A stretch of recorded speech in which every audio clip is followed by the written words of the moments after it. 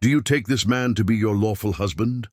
The question echoed through the candlelit chapel, each syllable slicing through Eleanor's racing heart. Her hands trembled beneath the lace gloves, not from love, but from the cruel absurdity of standing where her sister should have been. Across from her, the Count of Wycliffe, tall, composed, and every bit as cold as the marble floor beneath them, did not even try to mask his disdain. His jaw was tight, his eyes sharp with suspicion, as though he could smell deceit in the air. She met his gaze, steady despite the storm within her. "I do," she whispered, and with that lie sealed both her fate and her sister's salvation.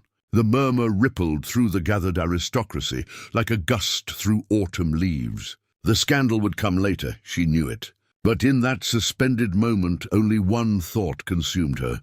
He must never know. Then as the Count took her hand, his grip was iron. "You wear her face," he said low enough that only she could hear, "but you will never have her place in my heart." The words struck deeper than any blade. He believed she had stolen her sister's future, when in truth she had only given up her own. Eleanor felt the weight of her deception pressing against her ribs like a secret clawing to escape. How could something done from love feel so much like sin? But before she could answer her own question, the moment shattered. The chapel doors burst open with a gust of cold air, and a voice, shrill, desperate, cried out from the back, "Stop this wedding!" Eleanor froze, every nerve screaming. Faces turned. The Count's grip tightened on her hand, not out of affection, but fury. "What have you done?" he hissed. She could not move, could not breathe. For one agonizing instant, time itself held its breath. Then came the silence, the kind that burns, the kind that asks, "What truth are you hiding, Eleanor?" Her heart pounded beneath her corset as she forced herself not to look toward the voice. She already knew who it belonged to. The voice of the woman she had saved, the sister she had replaced. Her vision blurred.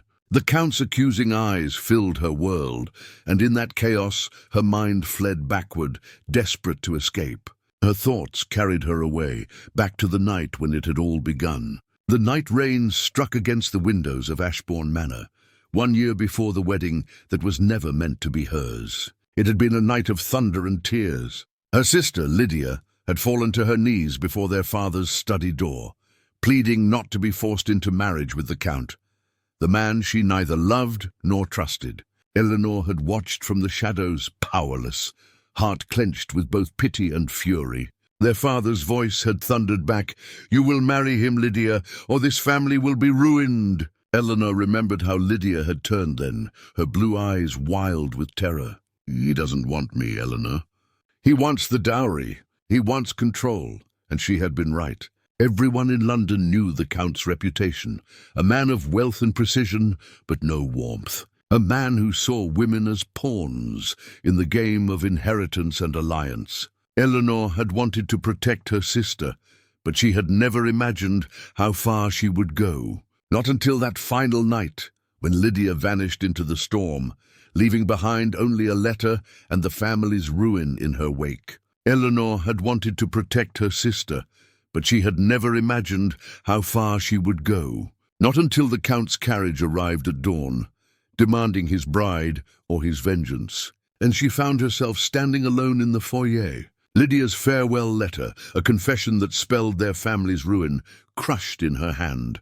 She had stepped forward, lifted her chin and said, "I am she, now," standing in the chapel beneath the accusing gaze of the man she had deceived. She wondered, not for the first time, whether her sacrifice had saved anyone at all. The carriage ride back to Ashbourne Manor felt like a funeral procession. The rhythmic clatter of the wheels on the cobblestones seemed to chant a single, damning word: deceiver. Eleanor sat bolt upright, her hands clenched in her lap, her gaze fixed on the passing landscape that blurred into a smear of green and grey. She did not allow herself to cry. The Count's final look, a glacial mixture of triumph and contempt, was seared onto the backs of her eyelids. The manor, when she arrived, was a hollow shell echoing the one she felt growing inside her own chest. The windows were dark, the gardens overgrown with a savage neglect that had accelerated in her short absence.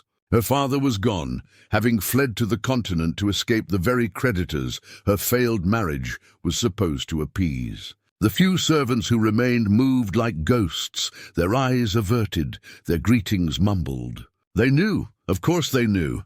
The news had travelled faster than the carriage, carried on the swift, malicious wings of gossip. Her old room was a museum of a life that no longer existed. The faded floral wallpaper, the chipped vanity, the narrow bed, all were untouched, yet felt alien. This was the room of a girl, a sister.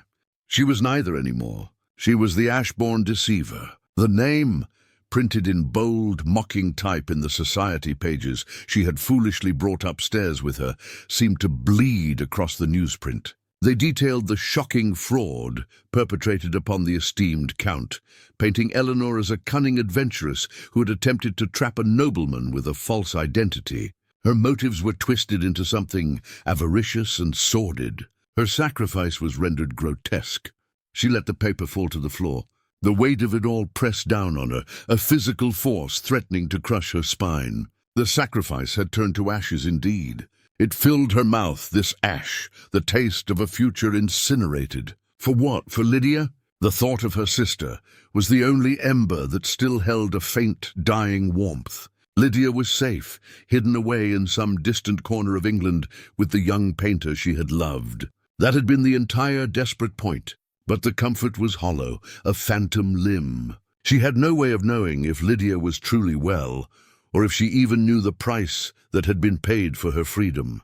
The silence from her sister was a void into which all of Eleanor's resolve was slowly collapsing. A soft knock came at the door.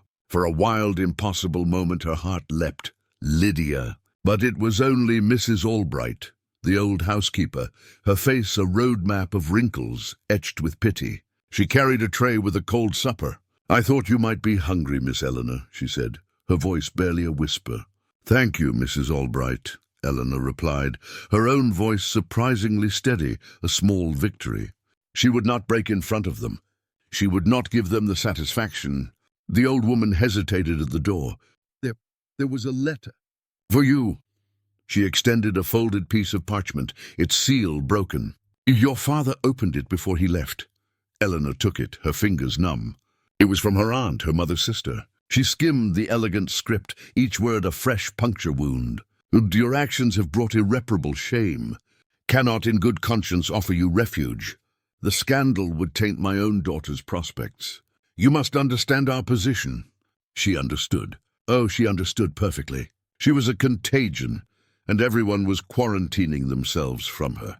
The last door had slammed shut. She was utterly, completely alone. After Mrs. Albright left, the silence of the room became a presence. It was in the dust motes dancing in the thin evening light, in the sigh of the floorboards, in the frantic beating of her own heart. The composure she had worn like armor since the chapel began to crack. A tremor started in her hands, a slight, almost imperceptible shake that traveled up her arms and into her core. She walked to the window, looking out over the ruined estate. The once proud oaks were skeletal against the twilight sky. The fountain in the garden was dry, filled with rotting leaves. This was her kingdom of ruin. This was the prize for her courage. And then it came. Not with a sob, but with a silent, shuddering collapse. She slid down the wall, her fine wedding dress, now a costume of disgrace, bunching around her. She drew her knees to her chest, making herself as small as possible. The tears were hot and silent, streaming down her face in a ceaseless, scalding river. She pressed her face into the rough fabric of her skirt to muffle the sound of her own breathing, which had become ragged, torn. This was the breaking. This was the moment her heart, so fiercely guarded, finally fractured. She cried for the sister she had lost, for the father who had abandoned her twice, first by demanding the terrible choice, and then by fleeing its consequences, for the man, the Count, whose coldness had somehow still managed to surprise her with its depth, and for the future she had willingly sacrificed, the dreams of a life that might have been her own. Most of all, she cried for the girl she had been on that stormy night a year ago, the girl who had believed that one brave, desperate act could somehow stave off the darkness. That girl was gone, drowned in the storm her sister had fled. She stayed there on the floor as the room darkened into night. The vow she had made to never let anyone see her break was the only shred of her left. She had honored it. The breaking was a silent, solitary affair. When the last tear was shed, a strange, cold emptiness settled in its place. She wiped her face with the hem of her dress, her movements slow and deliberate. Getting to her feet, she felt 100 years old. The weight was still there, but it was no longer a crushing force. It was a foundation of ash and regret, but it was all she had. She was Eleanor Ashbourne, the deceiver, the ruined, the abandoned. And from this rock bottom, she would have to find a way to breathe. The storm that raged outside the library windows was a pale imitation of the one that had howled through her soul just days before. Now, a cold, hard calm had taken its place. Eleanor moved through the cavernous room, her footsteps silent on the worn Persian rug, her only illumination a single oil lamp that cast long, dancing shadows. The air smelled of dust, old paper, and the damp chill that seeped through the ancient stone. She was a ghost in her own life, sorting through the remnants of a man who had left her nothing but ruin. The task was a pretense, a necessary chore to explain her hours spent sequestered here. The solicitor had been vague, the estate's finances a tangled web her father had woven with desperate, clumsy hands. She pulled open a drawer in his massive oak desk, the brass handle cold beneath her fingers. It was filled with the mundane detritus of a life, dried-up inkpots, broken seals, receipts for long-dead horses. Her hands, moving with a methodical precision that felt alien, sifted through it all. And then her fingers brushed against something different. Tucked into a hidden compartment at the back of the drawer, a compartment she only found by accident when a warped piece of wood gave way, was a single, heavy, vellum envelope. It was sealed with a glob of dark red wax, imprinted not with her father's signet ring, but with a crest she didn't recognize, a hawk in flight, gripping a single key. The address, written in her father's frantic, sloping hand, made her breath catch in her throat, to the true heir of Ashbourne. Heir. The word was a mockery. She was the only one left. Who else could it be? Her heart, that newly fortified foundation of ash, began to beat a slow, heavy rhythm against her ribs. With a nail, she carefully broke the seal, the crack echoing in the silent room like a gunshot. Inside were 2 documents. The first was a short, formal letter from a law firm in London, one she had never heard of. It stated, in unequivocal terms, that upon the death of Alistair Ashbourne, a sum of money and a parcel of land, the old hunting lodge in the northern hills, a place she'd visited only once as a child, were to be held in trust. Not for his surviving daughter Eleanor, but for the firstborn child of Alistair Ashbourne, to be claimed upon their majority. The date was from a year before her sister's flight, a year before her father had presented her with his terrible choice. The air left her lungs in a slow, painful exhale. He had written her out. Even in this small, secret thing, he had chosen her sister. The betrayal was so complete, so petty, it was almost laughable. But it was the second document, a small, leather-bound ledger, that truly unraveled the world. It was a record of debts. Not her father's sprawling, catastrophic ones, but specific, calculated transactions. Dates, amounts, names she didn't recognize. And then she saw it. A series of entries, meticulously recorded over the last 2 years, all leading to a single, chilling name, Count Valerius Blackwood. Her eyes, dry and aching, scanned the columns. It wasn't just that her father owed the Count money. The ledger laid out a different story, one of collusion. Her father had been funneling money from the estate into shell companies, companies that then appeared to loan those very funds back to the Ashbourne estate at exorbitant rates of interest. The Count was listed as the primary creditor for these manufactured debts. He wasn't just a vulture circling a dying man. He was the architect of the carcass. The realization did not come as a shock, but as a dreadful, settling clarity. It was a key turning in a lock she hadn't known existed. The Count's coldness, his immediate and brutal enforcement of the marriage contract, his disdain for her. It wasn't the capricious cruelty of a powerful man. It was the calculated ruthlessness of a partner, ensuring his investment. He hadn't merely profited from her family's fall. He had engineered it. Her father hadn't just fled the consequences of her choice. He had fled the consequences of his own complicity. Eleanor's fingers tightened on the brittle paper, her knuckles white. The storm inside her, the one she had thought spent, gathered again. But this time it was not a storm of tears. It was a storm of ice. She looked down at the letter and the ledger in her hands. They were no longer just papers. They were a narrative of her ruin, written in her father's hand and funded by the Count's coffers. This was no longer about survival, about bearing the weight of her choices. This was about retribution. The cold emptiness within her solidified, taking on a new, sharp-edged form. Purpose. The letter to the true heir was a lie, a final, feeble gesture from a coward. But the ledger was a weapon. It was her father's last unwitting gift. He had documented his own sin, and in doing so had given her the means to expose his partner. She carefully folded the documents and slipped them into the hidden pocket sewn into the lining of her dress, against her thigh. They felt like a shield, a second skin of damning truth. The oil lamp flickered, casting her elongated shadow against the wall, a giantess wrought from regret and resolve. Eleanor Ashbourne, the deceiver, the ruined, the abandoned, was gone. In her place stood something new, something forged in the silent breaking.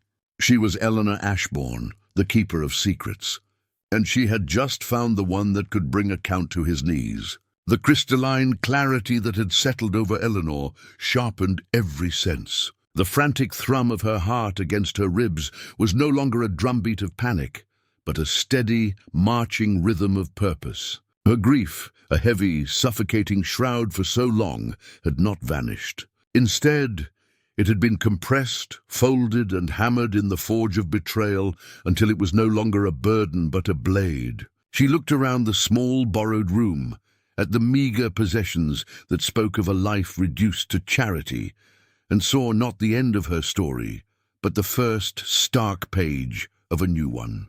She would not fade. The thought was as absolute as the dawn. The world expected Eleanor Ashbourne, the disgraced lady, to wither under the weight of pity and scorn, to become a cautionary tale whispered behind fans. They expected her to be a ghost. She would be the one holding the séance. Her fingers, no longer trembling, traced the hidden seam of her dress, feeling the reassuring crackle of the papers against her thigh. The ledger was not just a list of numbers. It was a map of corruption, each entry a stepping stone leading back to the Count. Her father's craven flight was not an end, but a beginning. He had left the battlefield, but he had also left the enemy's plans behind, and she now held them in her hands. The true heir was a fiction, a distraction. The true target was the man who had orchestrated the ruin of two families for the price of one. This decision ignited a fierce calm within her. It was a quiet, terrifying thing, this resolve. It did not roar. It hummed, a low, constant frequency that silenced the chaos of her past. For the first time since the scandal had broken, since the doors of society had slammed shut, she no longer felt like a piece being played on a board. She felt like the player, her hand hovering over the pieces, considering her first irrevocable move. She felt dangerous. But danger required precision, not passion. Recklessness had been her undoing once. It would not be her master again. She stood and walked to the small clouded mirror above the washstand. The face that stared back was pale, the shadows under her eyes like smudges of charcoal, but the eyes themselves, they were no longer pools of wounded pride. They were chips of flint, assessing, calculating. Eleanor Ashbourne, the debutante who had blushed at a compliment and trembled at a slight, was truly gone. The woman in the mirror was a stranger, and Eleanor found she trusted this stranger far more. Her first task was to understand her weapon fully. Waiting for the cover of night, she retrieved the ledger and the letter, laying them on the narrow bed with the reverence of a scholar unrolling a sacred text. By the guttering light of a single candle, she began her real education. She traced the flow of gold, not with a merchant's eye for profit, but with a hunter's eye for pattern. The Count's initial investments in her father's shipping ventures were substantial, a show of robust support for his future son-in-law. Then subtly the tide turned. Loans were extended against assets already stretched thin. Payments for consultations and regulatory smoothing appeared, funneled to shadowy entities with no names. Her father's signature grew more frantic, the ink blots testifying to a man drowning in obligations he no longer controlled. The final entries were the most damning. A massive secret loan, collateralized against the Ashbourne estate itself, taken out mere weeks before her ill-fated engagement, was made public. The date of the loan's call-in was the day after the scandal broke. It was not a coincidence. It was a coup de grâce. The Count hadn't just called in the debt. He'd manufactured the moment of maximum vulnerability, ensuring her father had no choice but to forfeit everything and flee, leaving the Count to seize the assets he had already financially encircled. He had not merely profited from their fall, he had foreclosed on it. A cold smile devoid of warmth touched Eleanor's lips. This was the narrative of her ruin, yes, but it was also his. The Count's greatest strength was his reputation as a pillar of finance, a man of impeccable judgment and unassailable honor. This ledger in the right hands could paint a very different picture, that of a predator who devoured his allies. But whose hands were the right ones? Taking it directly to the authorities was a fool's gambit. The Count's influence reached into the halls of power. He would smother the accusation before it drew breath. No, she needed leverage, not a courtroom. She needed to understand the Count's world, his weaknesses, the other players on his board. She needed to become a ghost in his machine. She thought of the upcoming season, of the endless rounds of balls and soirees from which she was now utterly excluded. Her exile was her advantage. While the ton gossiped about her absence, they would not be watching for her presence in other darker places. The disgraced lady was invisible, and invisibility was a potent form of armor. As the first grey light of morning touched the window pane, Eleanor carefully returned the documents to their hiding place. The movement was smooth, practiced. The papers were no longer just a shield. They were a compass, and they were pointing her toward the underbelly of the city, toward the men who moved gold in shadowed rooms and trafficked in secrets instead of silk. She would find them. She would learn their language. Eleanor Ashbourne, the keeper of secrets, blew out the candle. The room was plunged into a soft pre-dawn gloom, but she did not stir. She sat in the growing light, a silent figure forged in the breaking, her plan a cold, hard certainty in her heart. The game was afoot, and she held the one secret that could change its course. She was no longer powerless. She was a loaded gun, waiting for her moment to aim. The transformation was not one of costume, but of essence. Eleanor Ashbourne, the wronged fiancée, the social pariah, had to be submerged entirely, replaced by a creature of quiet utility. The Dowager Duchess of Chadwick, a formidable relic of a bygone era, with a mind as sharp as the diamonds she still favored, provided the perfect sanctuary. The Duchess, famously bored by sycophants and thrilled by a well-turned phrase of wit or wickedness, had always held a soft spot for Eleanor's late mother. It was this tenuous thread of nostalgia that Eleanor pulled, presenting herself on the Duchess's doorstep not as a victim seeking solace, but as a woman of quiet intellect seeking purposeful occupation. The Duchess, her eyes like chips of flint in a landscape of powdered wrinkles, had assessed her. "So the moth returns from the flame, its wings a little singed," she'd said, not unkindly. "You wish to read to me? Organize my correspondence? A clever girl like you must have grander ambitions." "My only ambition, Your Grace, is to be of use in a quiet corner of the world," Eleanor had replied, her gaze lowered in a convincing pantomime of humility. "The grander world holds little charm for me now." A slow, knowing smile had touched the Duchess's lips. A quiet corner, with an excellent view of the ballroom, I presume. Very well, you may be my companion. But do not bore me, child. I abhor boredom more than I abhor bad port. And so Eleanor was installed in the opulent, slightly dusty townhouse on the fringes of Mayfair. Her new role was a masterclass in self-effacement. She was a ghost in silk, pouring tea, fetching shawls, and listening. Always listening. From her position, slightly behind the Duchess's high-backed chair, she became a fixture, as invisible as a piece of well-placed furniture. The gossips, emboldened by her perceived absence, spoke freely. The drawing-room became her hunting ground. She learned to parse the language of the tongue, where a mention of a successful venture could mask a sunken ship insured 3 times over, and a lament about a son's unfortunate debts often pointed to a specific, ruthless moneylender. Wycliffe's name was a constant, a low hum beneath the melody of their chatter. He was a pillar, a patron, a man of impeccable standing. The drawing-room became her hunting ground. She learned to parse the language of the tongue, where a mention of a successful venture could mask a sunken ship insured 3 times over, and a lament about a son's unfortunate debts often pointed to a specific, ruthless moneylender. Wycliffe's name was a constant, a low hum beneath the melody of their chatter. He was a pillar, a patron, a man of impeccable standing. But Eleanor, armed with the cold, hard truths of the ledger, heard the dissonant notes. "The Count was so generous to young Lord Hemming," clucked one matron, sipping her tea. "Took the boy's notes of hand and settled the whole mess with that dreadful Mr. Crow. A saint, really." Eleanor's hand did not tremble as she refilled the teacup.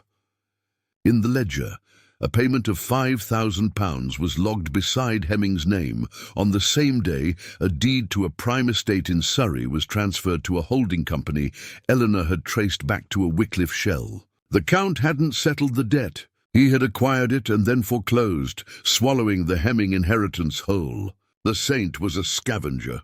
On another afternoon, a portly gentleman boasting of his investments mentioned Wycliffe's Midas touch with the Meridian Trading Company.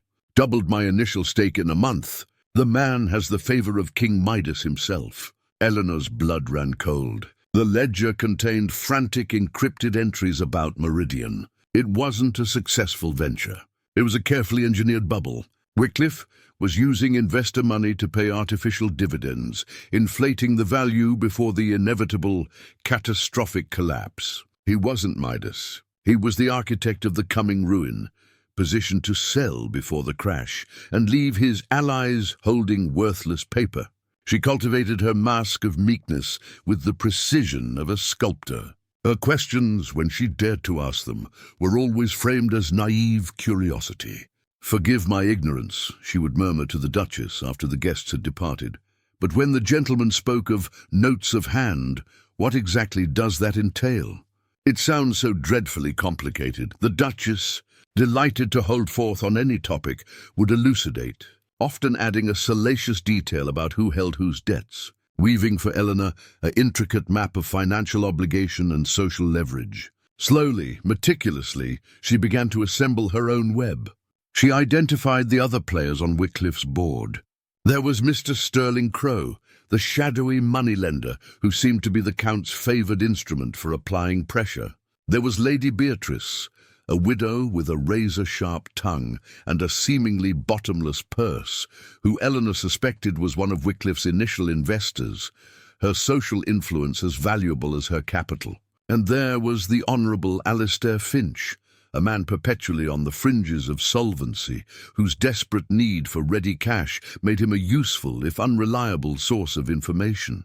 One evening, as she arranged the Duchess's papers, she found a discarded invitation to a musicale at Lady Beatrice's home. The guest list was a who's who of Wycliffe's inner circle. It was not a social event. It was a board meeting. Eleanor's heart hammered against her ribs, a frantic bird in a cage of bone. This was it, a gathering of the predators in their natural habitat. She could not go as a guest, but as the Duchess's companion, tasked with ensuring her comfort. It was possible.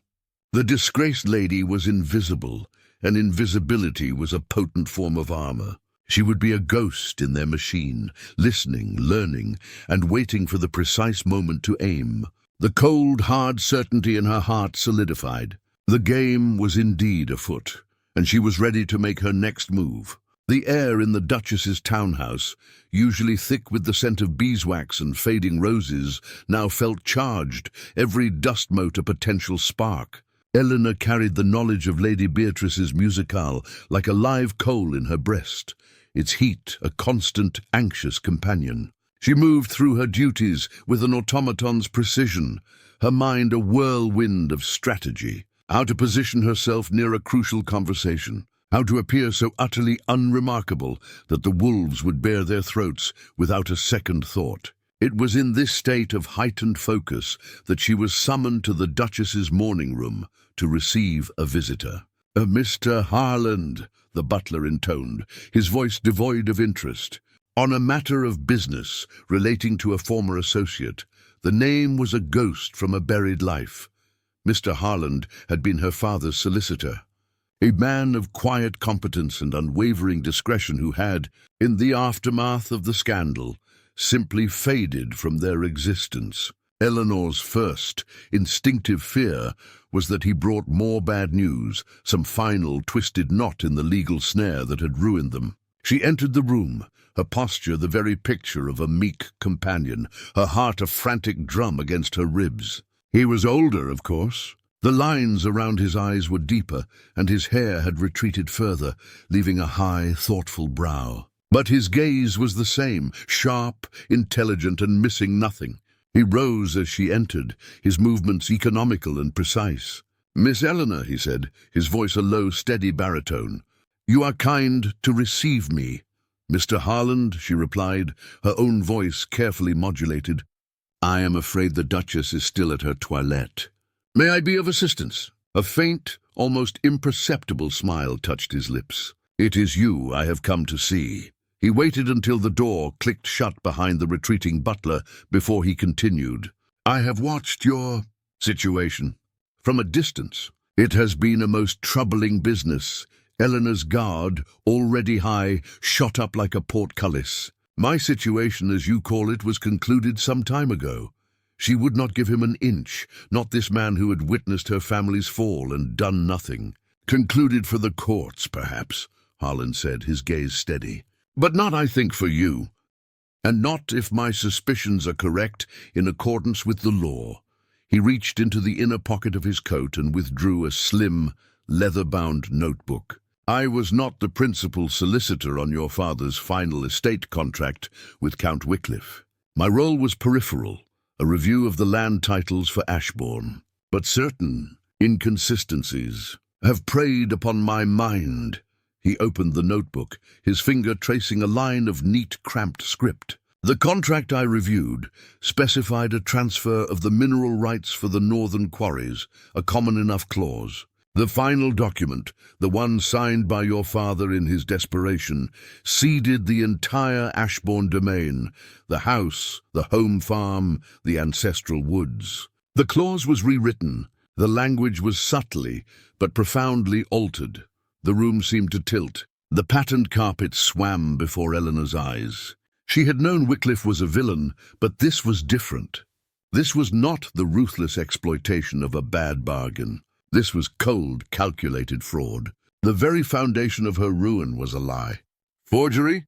The word was a whisper, torn from a place of cold, hard fury. "I believe so," Harland said, closing the notebook with a soft snap. "The witness signatures are genuine, but the body of the text, the spacing, the ink flow on the crucial page, it suggests a skilled insertion. I have no proof that would stand before a judge. Not yet. Wycliffe is too powerful, his allies too well placed. To accuse him without irrefutable evidence would be to destroy oneself." He looked at her then, truly looked at her, and Eleanor felt her carefully constructed persona of the disgraced, placid companion fall away under his discerning gaze. He was not seeing a victim, he was assessing an ally. "I have heard whispers," he said softly, "that you are often in the company of the Duchess of Penworth, and that she is a font of—" particular knowledge, and that you, Miss Eleanor, are an exceptionally quick study." Eleanor said nothing. She merely held his gaze, the cold certainty in her heart now given a name, a shape, a target: forgery.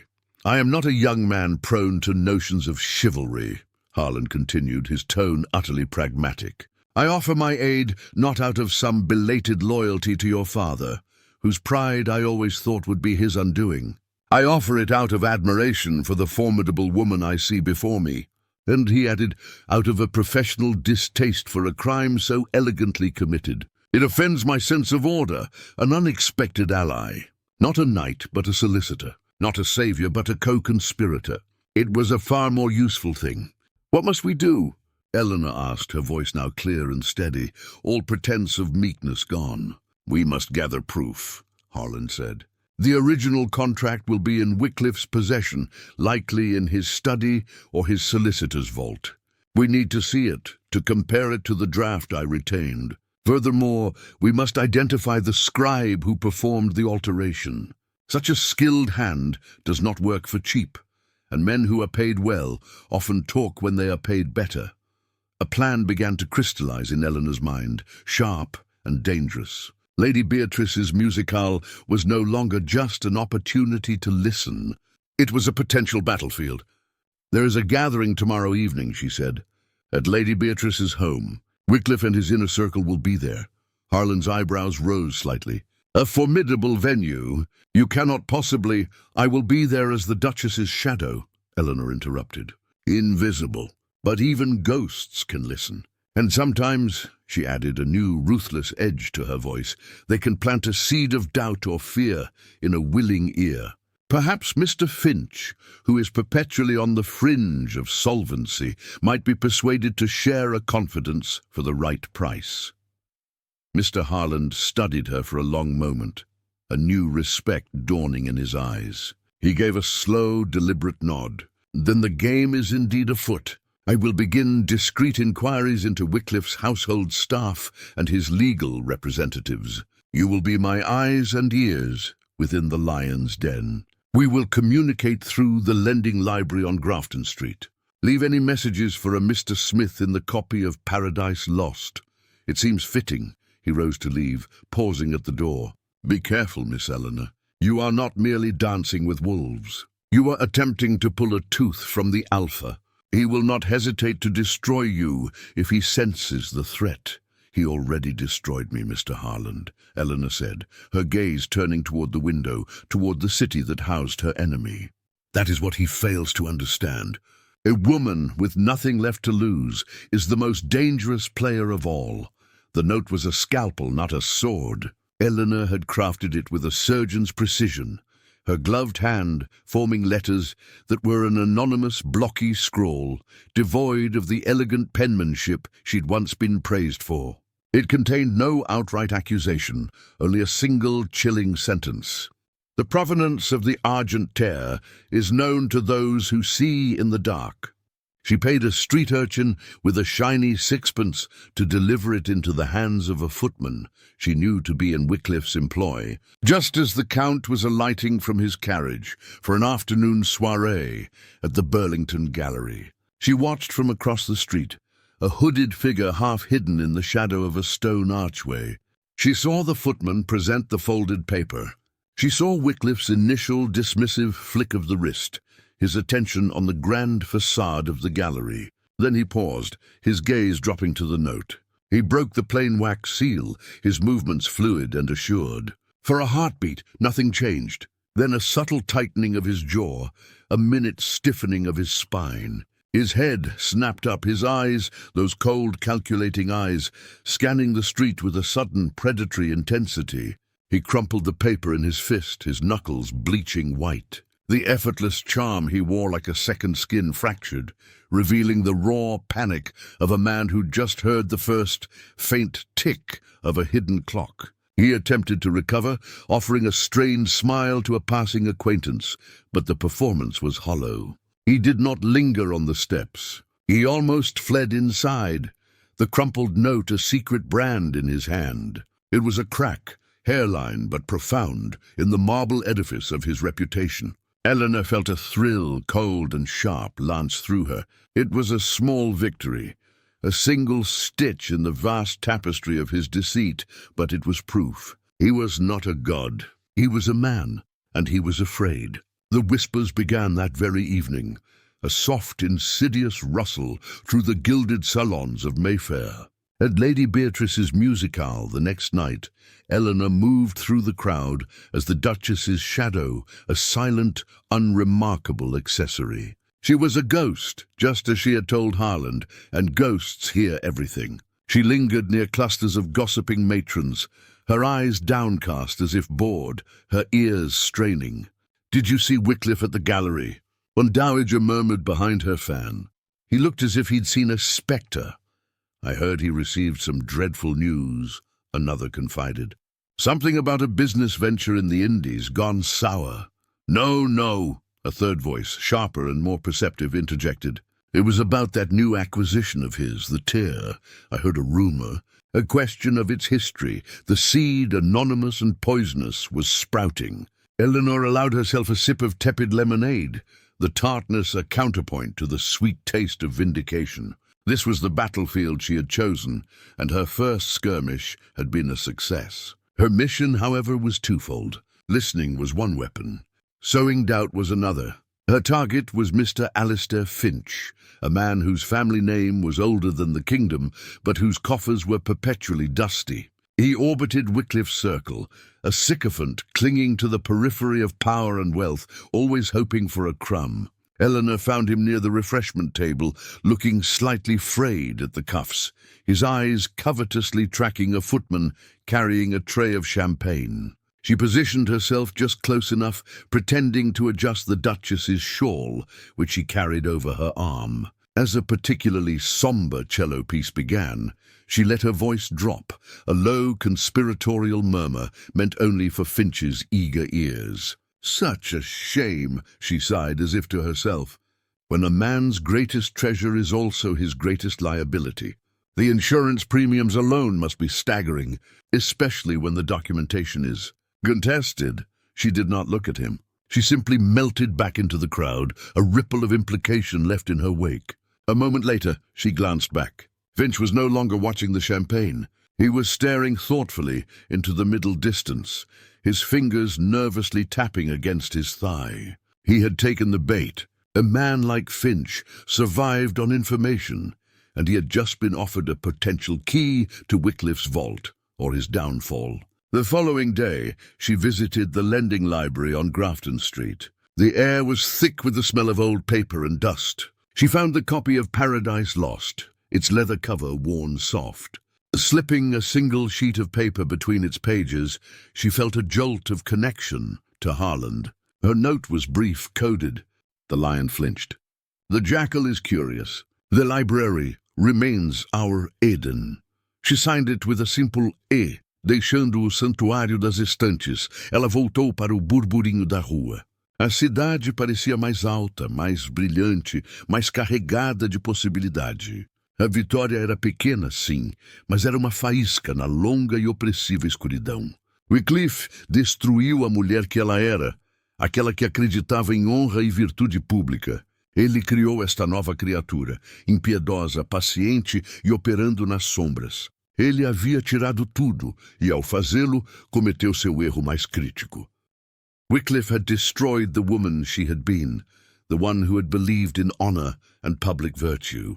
He had created this new creature, merciless, patient, and operating in the shadows. He had taken everything from her, and in doing so, he had made his most critical mistake. He had failed to understand that a woman with nothing left to lose is the most dangerous player of all, for every move she makes is executed with absolute and terrifying freedom. This was only the beginning. The rumors began as a subtle poison, a taint on the air in drawing rooms and gentlemen's clubs. The Count, secure in his fortress of reputation and wealth, did not deign to engage in a public war of words. Instead, his retaliation was a masterpiece of aristocratic insinuation, delivered by his well-placed acolytes. Whispers trailed in Lady Eleanor's wake, a hissing chorus of carefully curated doubts. She was unstable, they said, her mind fractured by the tragic loss of her father and the subsequent financial ruin.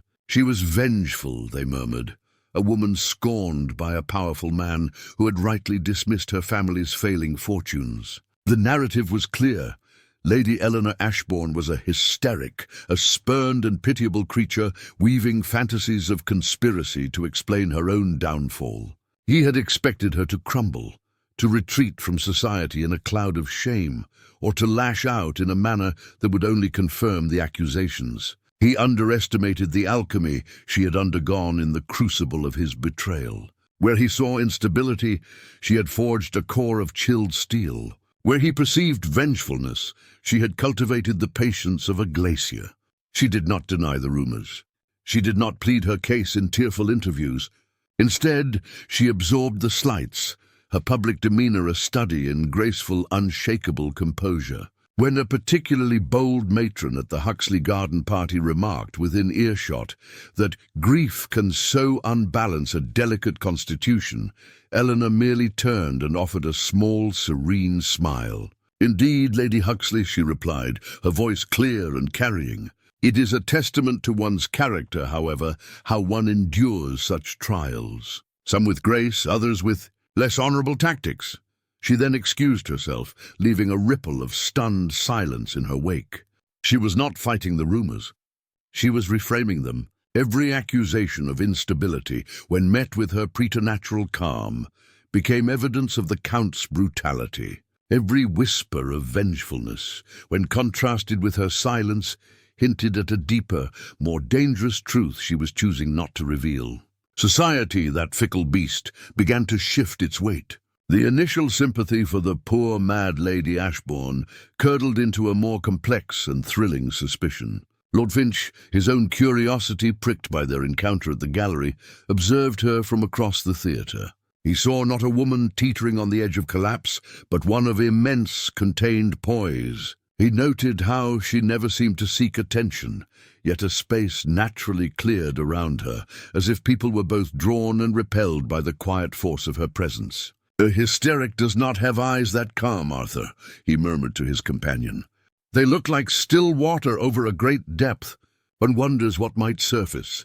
The Count's mistake was a fundamental one. He was attacking the ghost of the woman she had been, the honorable, trusting daughter of a respected scholar.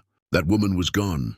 In her place was a strategist who understood that in the theatre of high society, perception was the only reality. She began to make carefully calculated appearances.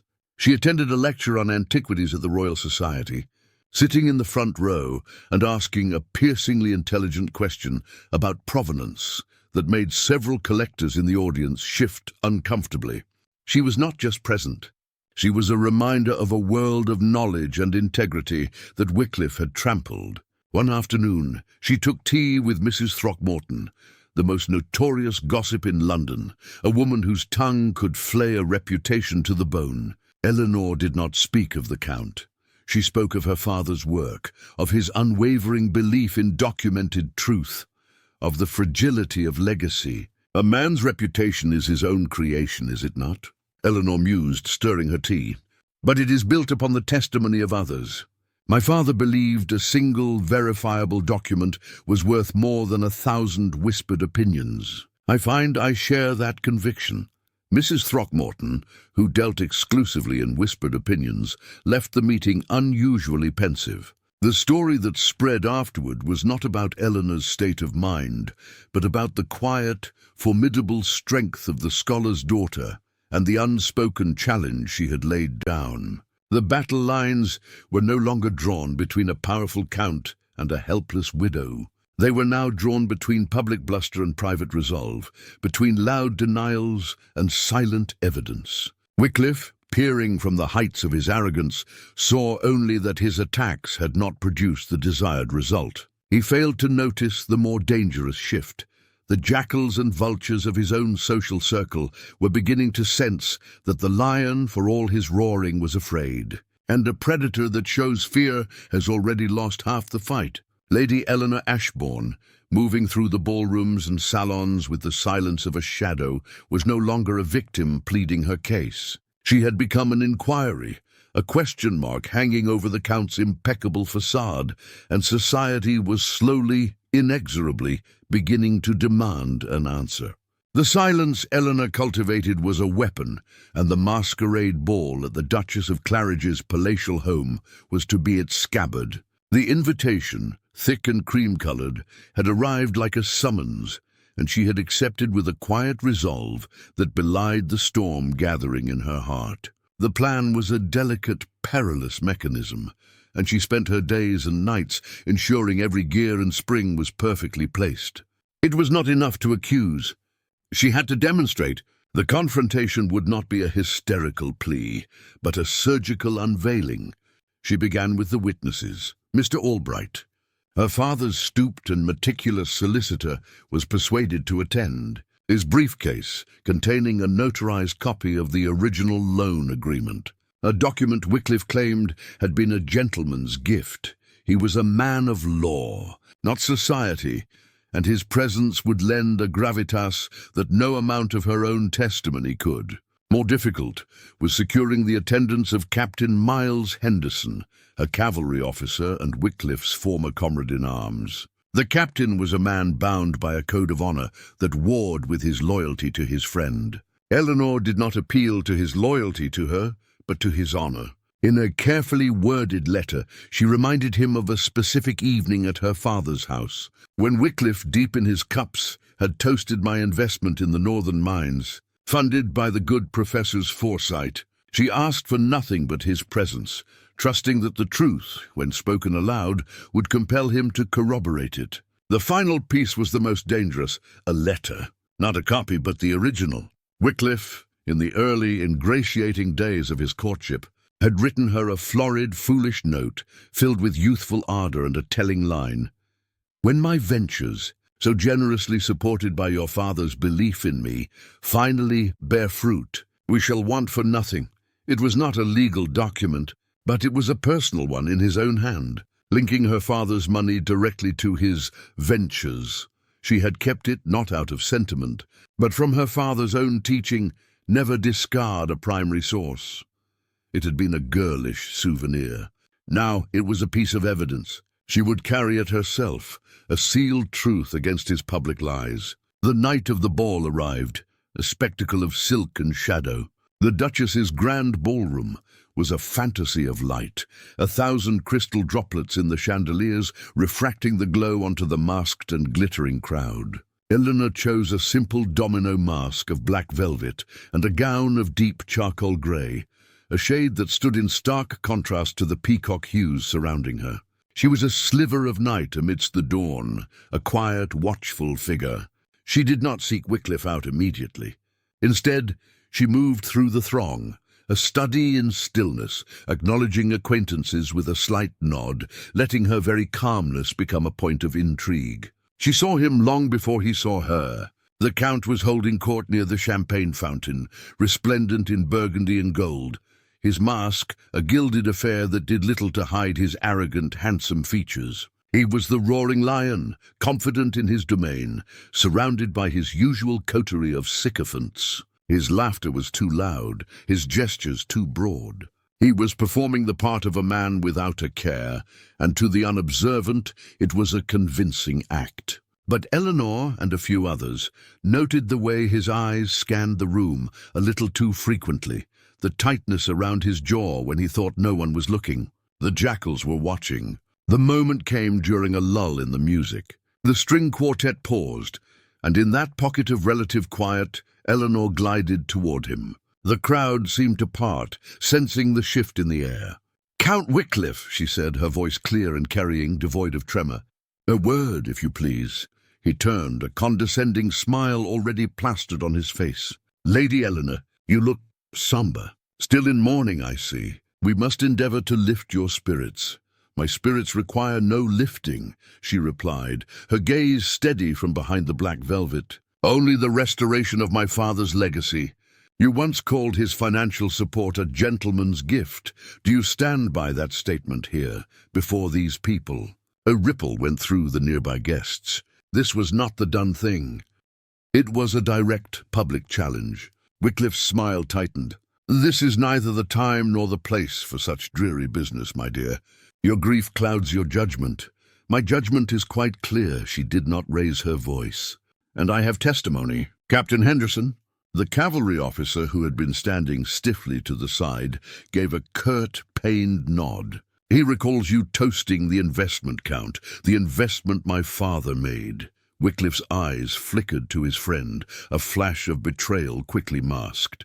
"The ramblings of a drunken evening, meaningless. Then perhaps the written word holds more meaning." She gestured, and Mr. Albright stepped forward, his briefcase like a shield. "This is a notarized copy of the loan agreement you signed. It specifies a sum and a term for repayment." A low murmur spread. Wycliffe's face flushed. "A formality. A piece of paper he asked me to sign as a joke, to teach me of business. You twist his memory with this legalistic pedantry." Eleanor's hand went to the small silk purse at her wrist. She withdrew a single folded sheet of paper, its edges softened with age. The room seemed to hold its breath. "And this?" "Your own hand, Count. You wrote of your ventures, so generously supported by your father's belief in me." She did not read it with drama, but with the flat, incontrovertible tone of a scholar citing a text. "You called it belief, an investment, not a gift." The silence that fell was absolute. The proof was no longer abstract. It was physical, intimate, and damning. It was his own voice from the past, echoing in the present to condemn him. The mask of the generous patron, the wronged friend, crumbled under the weight of his own script. He stared at the letter, his arrogance finally completely stripped away, revealing the raw fear beneath. He had no retort, no clever deflection. The trap, laid so carefully under the brilliant chandeliers, had sprung. The lion was not just afraid. He was cornered, and every glittering, masked face in the room was now a witness to his downfall. Beneath the porcelain mask, a cool, detached calm had settled over Eleanor. It was the eye of the hurricane, a stillness born not from a lack of fear, but from its total consumption. She had passed through it, and now stood on the other side, a general surveying a battlefield of her own making. The grand ballroom, once a place of glittering intimidation, was now just a stage. The chandeliers were not symbols of his power, but spotlights illuminating his downfall. The murmuring crowd was not his court, but her jury. She watched him, the Count, as he moved through the throng. He was a study in reconstructed arrogance, a shattered vase hastily glued back together. He laughed a little too loudly at a baron's joke, his hand clapping the man's shoulder with a force that seemed more desperate than jovial. His eyes, however, darted like trapped birds, scanning the room, avoiding the space where she stood with Mr. Albright, a silent sentinel with his briefcase of truths. He was trying to reclaim the narrative, to act as if the seismic shock of the last few minutes had been a mere tremor, a misunderstanding soon to be forgotten by the fickle elite. Eleanor knew better. The silence that had followed her final revelation had been a physical thing, a vacuum that had sucked all the air and pretense from the room. It had been broken, of course, by the inevitable frantic resumption of conversation, but the tone had shifted. The music from the quartet sounded thin, strained. The whispers were no longer about the scandal of her arrival, but about the substance of it. She saw clusters of people, their masks making them anonymous critics, their heads tilted together as they dissected the Count's every flustered reaction. The proof was no longer an abstract accusation. It was a spectre haunting the room, its presence felt in the way people subtly shifted their stance when Wycliffe approached, creating small, unspoken motes of distance. Her own fears had been multifaceted. The fear of his wrath, the fear of public humiliation, the fear that her father's memory would be sullied in the process. But as the night unfolded, each fear was met and dismantled. His wrath was now the impotent fury of a cornered animal. The public humiliation was his alone. And her father's memory. She had polished it with the truth, holding it up for all to see, and it had shone untarnished in the gilded light. A server passed by with a tray of champagne flutes. The bubbles winked, a cruel mockery of the toast Wycliffe had once shared with her father. Eleanor took a glass, not out of thirst, but as a prop, a signal of her unshaken resolve. The cool crystal against her fingers was a grounding sensation. She took a small, deliberate sip, the liquid crisp and sharp on her tongue.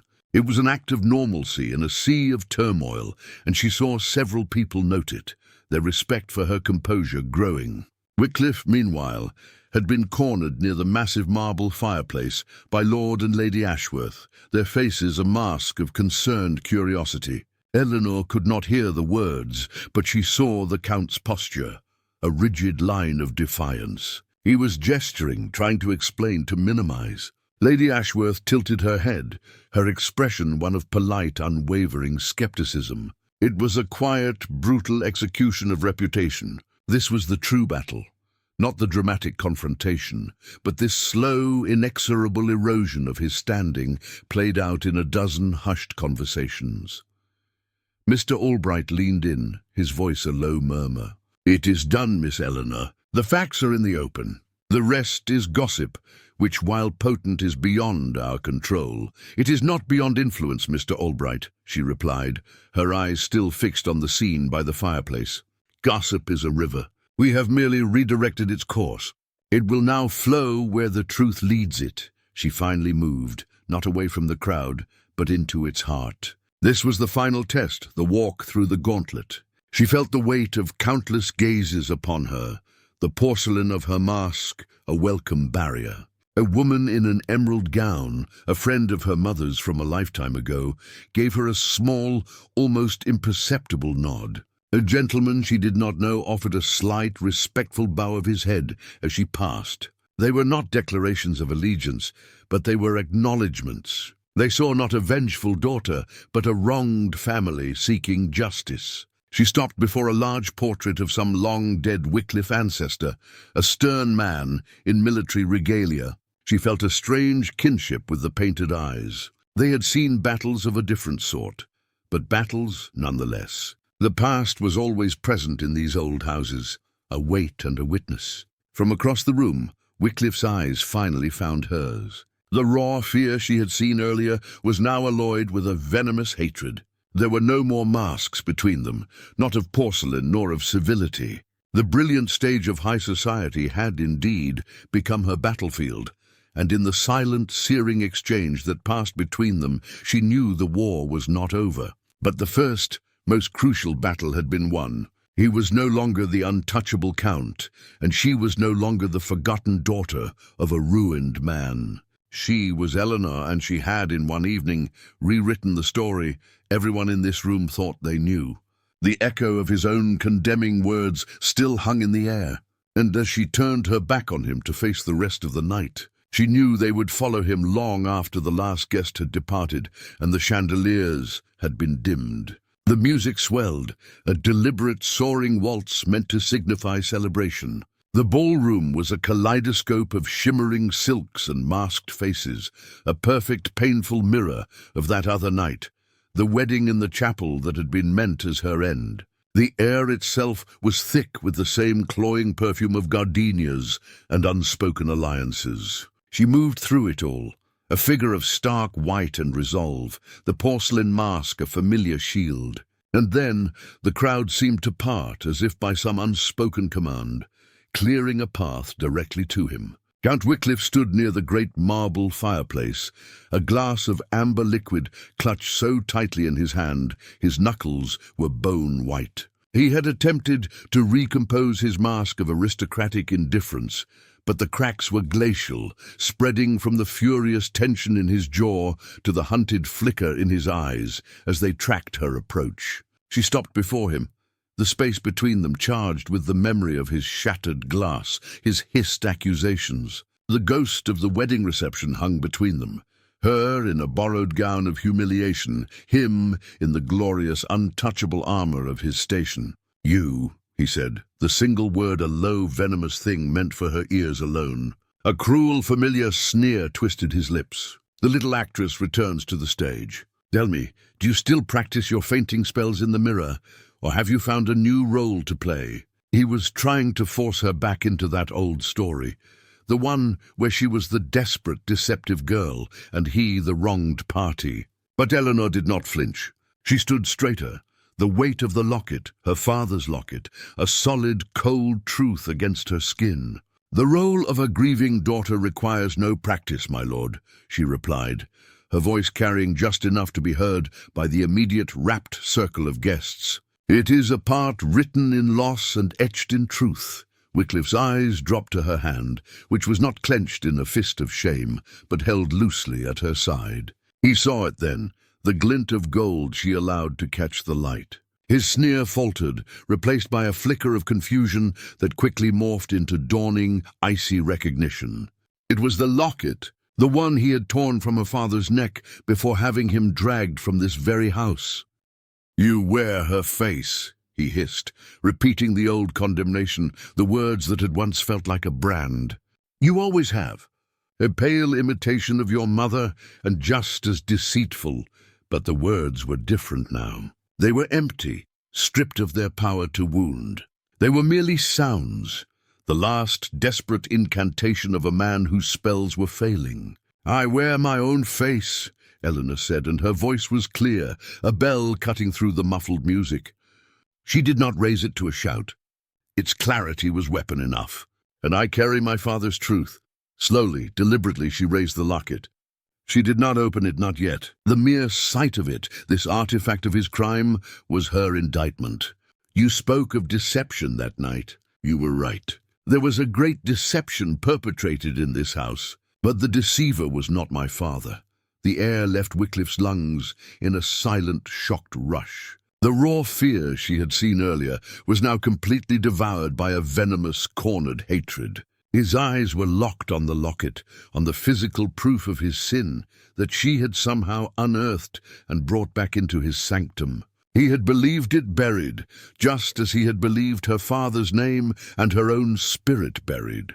He realized too late the fundamental error in his judgment. He had thought her return was a plea, the last theatrical gasp of a ruined girl seeking to salvage a shred of dignity. He had prepared for tears, for hysterics he could easily dismiss. He was not prepared for this calm, terrifying authority. He was not prepared for the judge. "You have no right," he choked out, his voice losing its cultivated polish, revealing the coarse gravel of the man beneath. "That is a trinket stolen by a thief, a trinket you coveted, a trinket you used to break a good man." Eleanor's gaze was unwavering. "You built your victory on his ruin. You thought your words were the final ones. But some words, my lord, have echoes," and she let the echo fill the space between them. The condemning words he had spoken of her father, the lies he had woven into the official record, now hung about his own neck, an invisible, crushing weight. The guests nearby had fallen utterly silent, their masks doing little to conceal their rapt attention. The woman in the emerald gown watched with a grim satisfaction. The gentleman who had bowed now looked at Wycliffe with open contempt. Eleanor saw the moment the understanding fully dawned in his eyes. This was not a social skirmish. This was a trial. She had not come to beg. She had come to present evidence. And the jury was the entire, glittering, merciless world he had fought so hard to dominate. He took a half-step back, a minute, almost imperceptible retreat, but in the language of this battlefield, it was a rout. The power in the room had irrevocably shifted. The story of Count Wycliffe, the untouchable, the impeccable, was now a contested text, and Eleanor held the pen. She did not wait for his reply. There was nothing more he could say that would matter. With a final, cool look, she turned her back on him, a gesture of such profound and deliberate dismissal that it was more powerful than any shouted accusation. She faced the room, the sea of watching eyes, and felt not their judgment but their witness. She was Eleanor, and the war was far from over. But here, tonight, the judge had entered the courtroom, and the accused was left standing alone, silently awaiting his sentence. A silence, thick and heavy as velvet, had swallowed the grand ballroom. It was not the quiet of anticipation, but of aftermath, of a bomb that had already detonated, leaving only the ringing in the ears and the slow-motion collapse of a carefully constructed world. Eleanor's final words. "Some words, my lord, have echoes," still seemed to vibrate in the air, a spectral verdict that stripped the gilded wallpaper and the glittering chandeliers of their power. All that remained was the truth, naked and unforgiving in the center of the room. Count Wycliffe stood frozen, his face a ghastly palette of pallor and rising fury. That single half-step retreat had been a confession more damning than any signed document. He was a man who had built his fortress on the perception of invincibility, and Eleanor had not just scaled the walls. She had demonstrated for all his guests to see that the foundation was rotted through. It was into this suspended reality that Eleanor moved. She did not look back at him. To do so would have been to re-engage, to grant him a presence he no longer possessed in her narrative. Instead, she turned her gaze to the woman in the emerald gown, a silent co-conspirator who gave a nearly imperceptible nod. From a fold in her own dress, Eleanor produced a small, leather-bound folio. It was not large, but in the taut silence, the sound of the clasp snapping open was as sharp as a pistol shot. "You all heard the echo," Eleanor's voice, clear and steady, carried without need for volume. "But an echo requires a source. The Count spoke lies about my father, lies that were meticulously woven into the official record. I hold here the source of those lies." She extracted a sheaf of papers. "These are the forged letters he used to discredit my father's business dealings. And these," she added, pulling forth another set, "are the true financial records, showing the systematic diversion of funds that nearly bankrupted both our families." A wave of gasps rippled through the crowd, no longer muffled by discretion. Masks were useless now. Mouths hung agape, eyes widened in scandalized delight and horror. The glittering world was merciless indeed, and it had just been served a feast. "The forgeries are clever," Eleanor continued, her tone almost academic, as if dissecting a flawed thesis. "The hand is a good imitation, but the paper is wrong. It bears the watermark of a mill in Genoa, a supplier my father had not used in a decade. A small detail, easily overlooked by a magistrate eager to please a powerful count. She let the papers flutter slightly in her grip, allowing the damning evidence to be seen. But a lie, no matter how well dressed, always has a seam. And I have found the tailor." Her eyes swept across the sea of faces, not pleading but commanding attention. She found the one she sought, Mr. Harland, the man who had bowed to her earlier. He had been lingering near a marble column, his face a conflict of anguish and resolve. Now at her unspoken summons he stepped forward.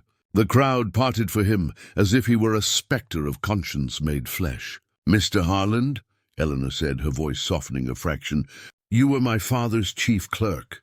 You oversaw the ledgers. Can you confirm the authenticity of these documents?" Harland's hands trembled as he took the proffered records. He did not need to look long. He raised his eyes, not to Eleanor, but to the assembled nobility, his voice cracking with emotion. "It is as she says. These," he said, holding up the true ledgers, "are in the late Alistair Ashbourne's own hand. I witnessed every entry. And these," he gestured to the forgeries with disgust, "are a vile fabrication. I was pressured to remain silent when the investigation began. The Count's men made it clear that my family's safety depended on my compliance." A collective, sympathetic murmur ran through the room. The story was no longer about abstract finances. It was about threatened solicitors and ruined men. Then another voice, thin and reedy, piped up from near the orchestra. A mousy man with spectacles, whom few had noticed, shuffled forward. "The ink," he squeaked, then cleared his throat. "I am a chemist. The Count's household purchased a specific rare iron gall ink from my shop during that period. It has a unique formulation. The forgeries, they match that batch perfectly." The condemnation was now a chorus. A clerk, a chemist, common men whose truth held more weight than a Count's nobility. Wycliffe's empire, built on whispers and forged documents, was not just cracking. It was dissolving in the acid of public verified fact. The guests, who had once jostled for his favor, now looked at him as if he were a carrier of a plague. The gentleman who had shown contempt earlier now spoke aloud, his voice cutting through the din. "So this is the foundation of your prosperity, Wycliffe. The ruin of an honest man. Eleanor watched the collapse. She saw the way his shoulders slumped infinitesimally, the way his gaze darted around the room, searching for a single friendly face and finding none. He was a contested text, and she had just provided the footnotes, the citations, the irrefutable appendix of his corruption. The power had not just shifted, it had been annihilated on his side of the board. With a final, slow scan of the room, Eleanor met the eyes of her witnesses, the woman in emerald, Mr. Harland, the chemist. A silent understanding passed between them. The war was far from over. Wycliffe still had resources, allies in the shadows.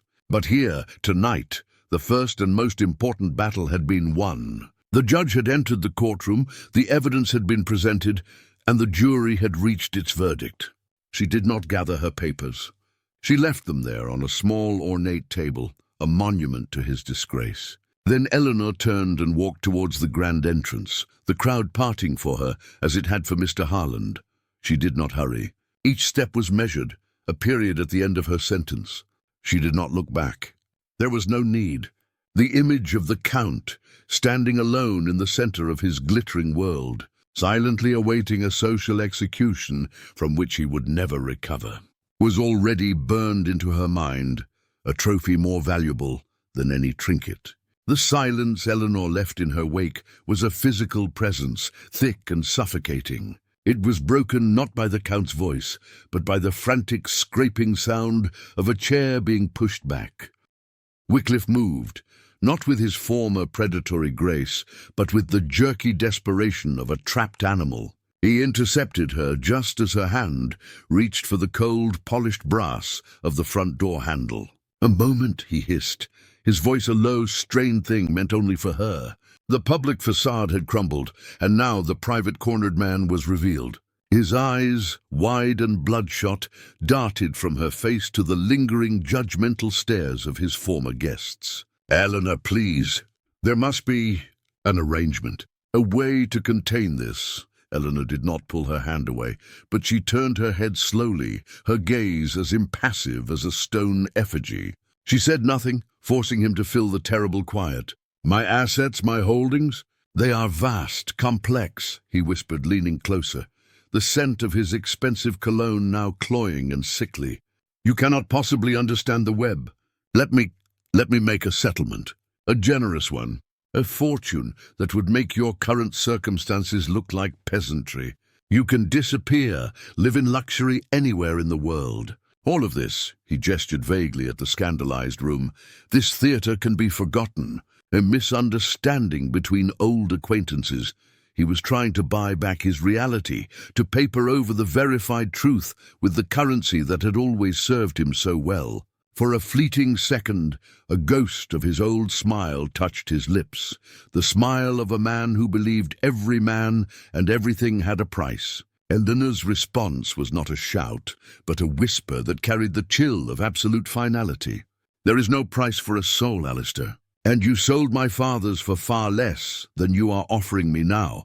The use of his Christian name, stripped of his title, was a deliberate, stinging slap. His bargaining mask slipped, revealing the raw panic beneath. "You foolish woman! You think this ends with me? There are men, powerful men, who are intertwined with my affairs. They will not let this stand. They will crush you. Accept my offer and you walk away wealthy. Refuse, and you will find yourself in a gutter.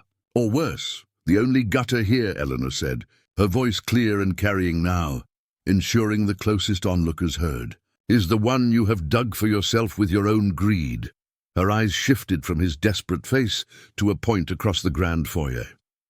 Mr. Harland stood there, flanked by two men whose severe expressions and postures screamed of official duty. One held a leather-bound portfolio, the other had a hand resting conspicuously on the butt of a pistol tucked into his belt.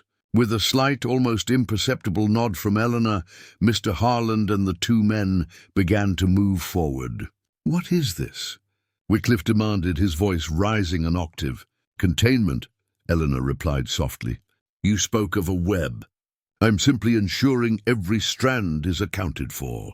She finally looked directly at him, and in her eyes he saw not anger, but a terrifying, dispassionate certainty. The proof you tried to bury, the evidence you thought you silenced, is no longer a single set of papers on a table.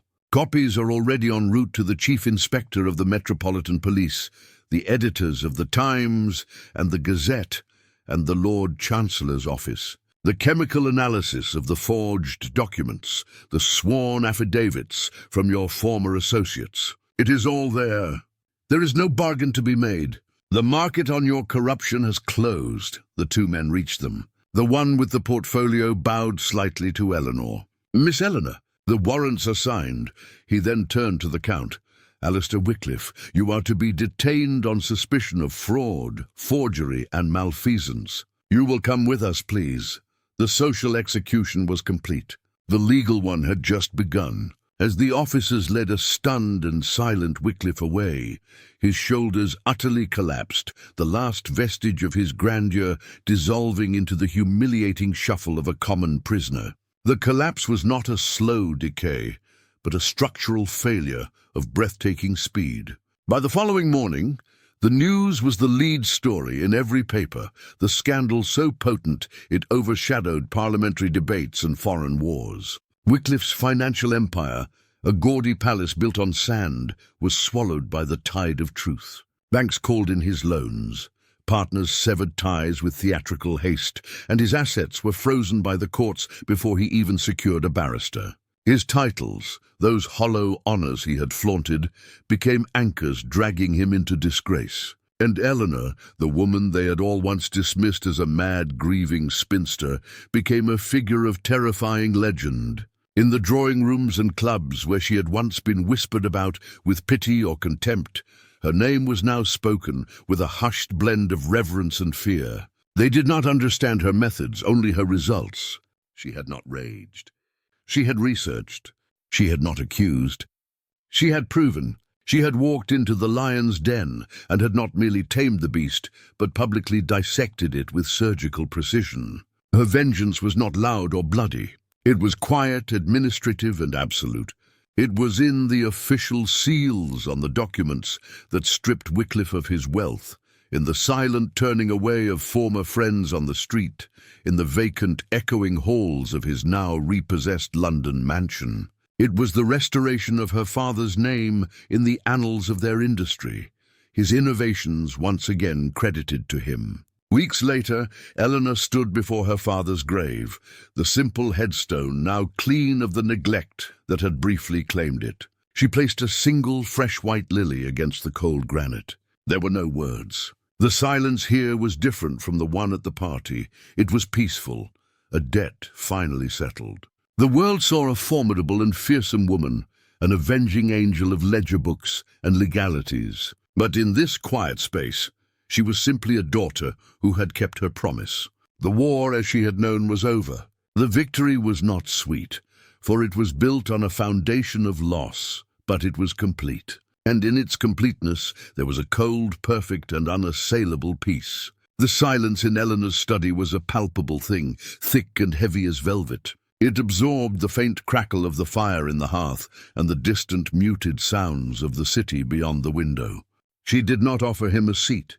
The Count stood before her desk, a man stripped of everything that had once defined him, his title a mockery, his wealth a memory, his pride a shattered vase at his feet. He was a ghost in his own life, and he had come to the only person who had ever truly seen the man beneath the ornamentation. "He is broken," her butler, Mr. Higgins, had murmured upon announcing the unprecedented visit, his tone laced with a satisfaction he did not try to hide.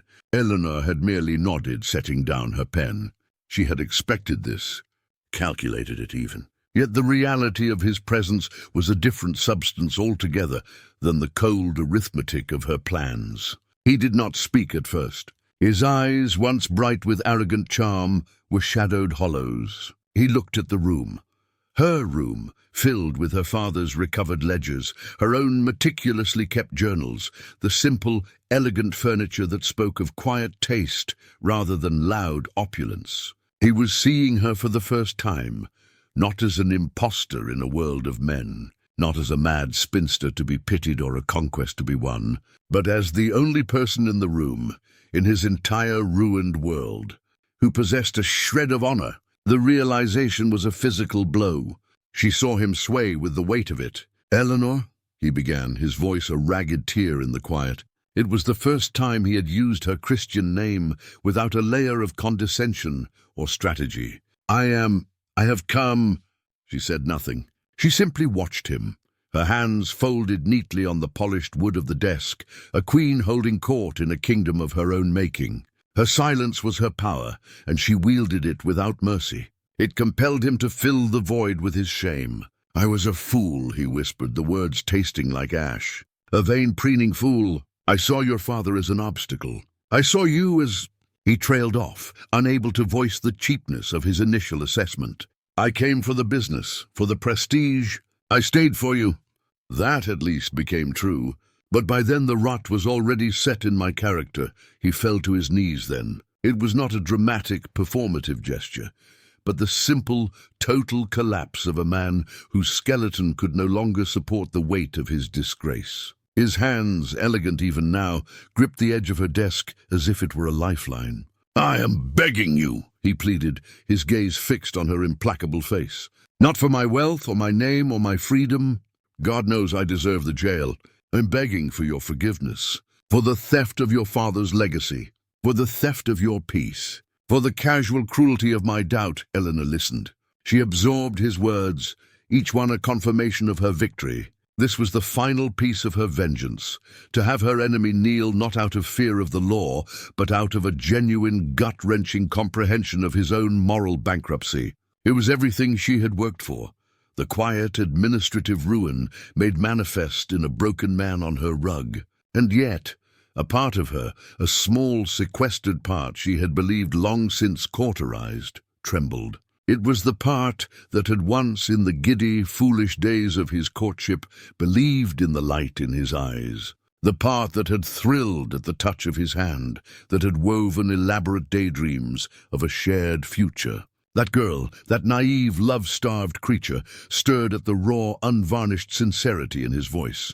It was not the polished charm of the Count of Wycliffe, but the desperate, honest plea of a man who had lost everything, including the lies he told himself. This was real. His remorse was a true currency, and it was the one thing her ledgers could not quantify. She rose from her chair, a slow, deliberate motion. She walked around the desk and stood over him, looking down at the crown of his bowed head. The air between them crackled with the ghosts of what might have been. "You speak of theft," she said, her voice low and clear, devoid of the triumph he must have expected. "You stole my father's name from the records of history. You stole my faith in the world's basic justice. You even tried to steal my sanity, dismissing my grief as hysteria." She paused, letting the accusations hang in the air. "Forgiveness is not a document to be notarized and filed away. It is not a transaction to be concluded. You ask for a thing I do not know if I possess to give." He looked up, his eyes glistening with a sheen of tears he did not shed. "Then what is left for me?" he asked, his voice hollow. "What purpose does this comprehension serve if not for absolution?" Eleanor considered him for a long, silent moment. The part of her that trembled wanted to reach out, to touch his shoulder, to offer a word of grace. But the woman she had become, the architect of his ruin, was made of sterner stuff. Her vengeance was absolute, and absolute vengeance did not allow for comforting the condemned. "Understanding is its own punishment," she said finally. "You will live with the clarity of what you destroyed. You will wake each morning with the knowledge of who you were, and the world's confirmation of it. That is your sentence. It is a heavier burden than any debtor's prison." She turned and walked back to her chair, the moment of proximity severed. The spell was broken. The trembling girl was locked away again, soothed by the cold, perfect peace of a settled debt. "You have my answer, my lord," she said, her gaze already returning to the papers on her desk. "You may see yourself out." He climbed slowly to his feet, a man aged a decade in as many minutes. He looked at her one last time, a complex portrait of despair and a strange, dawning respect. Then, without another word, he turned and left, closing the door softly behind him, leaving Eleanor alone once more with her victory and the chilling, absolute silence. The silence he left behind was a tangible thing, a new furnishing in the room that Eleanor had meticulously restored. For days it lingered. She had expected to feel a surge of triumph, the final sweet note of a symphony of vengeance. Instead, she felt the quiet, not the peace she had anticipated, but a vast and hollow expanse. She saw, with unsettling precision, the moment the trembling girl within her had been locked away, and she felt the cold of the key in her own hand. Months unspooled, each one layering a new skin over the raw nerve of that encounter. Spring bled into a lush, triumphant summer. Ashbourne, once a monument to her family's decline and her own desperation, now thrived. The lawns were emerald carpets, the gardens a riot of colour that seemed to mock the muted palette of her past sorrows. Her name, once a byword for scandal in certain drawing rooms, was now spoken with a respectful, almost fearful deference. She was not the betrayed Miss Eleanor of old, but Mrs. Ashbourne, a widow in all but legal fact, a woman of formidable will and independent means. Her dignity was not just restored, it was forged in steel. It was on an afternoon drenched in such golden light that he returned. She saw him from the window of her study, a figure both familiar and alien, walking up the gravel path without the carriage or attendants that were his due. The Count, stripped of his title's power if not its name, was a quieter man. The arrogance that had once been as natural to him as breathing had been scoured away, leaving a core of sober humility. He did not send a card. He knew she would refuse it. He simply came, a pilgrim to the site of his own undoing. Her butler, a new hire who knew only the current mistress's authority, announced him with a hint of trepidation. Eleanor, standing by the same window that had framed her victory months before, simply nodded. "See him to the lavender parlour," she instructed, her voice even. She did not hurry. She let the minutes stretch, not as a punishment, but as a necessity. She needed to assemble herself, to ensure the woman of stern stuff was present and the trembling girl was securely contained. When she entered the parlour, the scent of lavender and beeswax filled the air. He was standing, not presuming to sit, his hands clasped behind his back as he looked at a modest watercolour of the estate. He turned as she entered, and she saw the changes the months had wrought. The decade he had aged in her study had settled into him. The lines around his eyes were permanent now, etched by introspection rather than dissipation. There was no sheen of unshed tears today, only a profound and weary calm. "The gardens are magnificent," he said, his voice softer, its old resonance muted.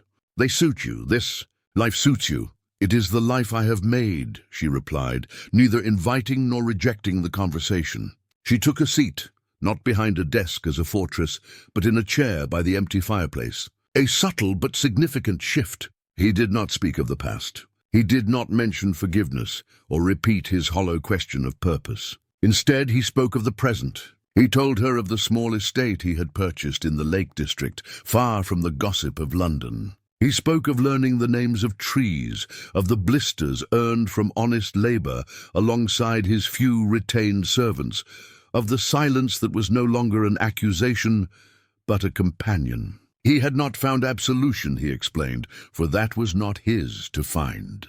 But he had found comprehension, and with it a sliver of peace. "I did not come to ask anything of you, Eleanor," he said, using her Christian name for the first time since his arrival, the sound both a shock and a strange comfort in the sunlit room. "Not your forgiveness, nor your company, nor a shred of your hard-won peace. Then why are you here?"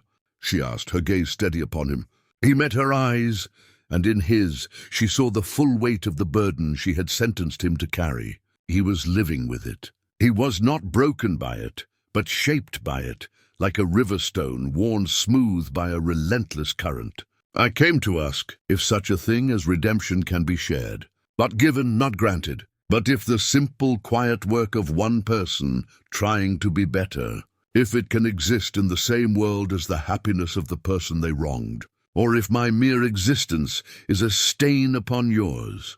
The question hung between them, more profound than any plea for forgiveness. He was not asking her to absolve him. He was asking her if his own private journey toward a better self had any meaning in the context of her own fulfilled life. He was acknowledging her world, her victory, herself, as separate and complete, and was asking if there was room at its edges for his transformation to also be true. Eleanor considered him, this man who had been her ruin and her raison d'être. She saw the ghost of the charming lord she had loved, the monster he had become, and the humbled man he was now. The part of her that was the architect of his ruin, felt no urge to comfort him. But another part, a part that was simply Eleanor, saw the courage in his quiet question.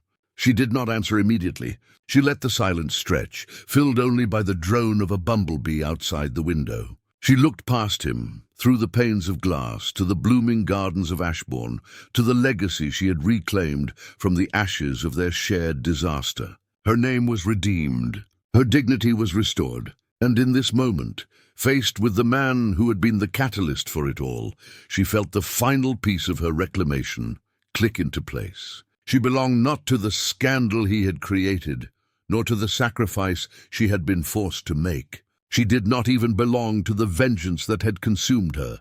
For the first time, standing in the quiet strength of her own home, looking at the man who was no longer her tormentor, nor her obsession, but simply a man on his own path, Eleanor felt it. A faint, unshakable smile touched her lips. It was not a smile of triumph, nor of kindness, but of a profound and settled certainty.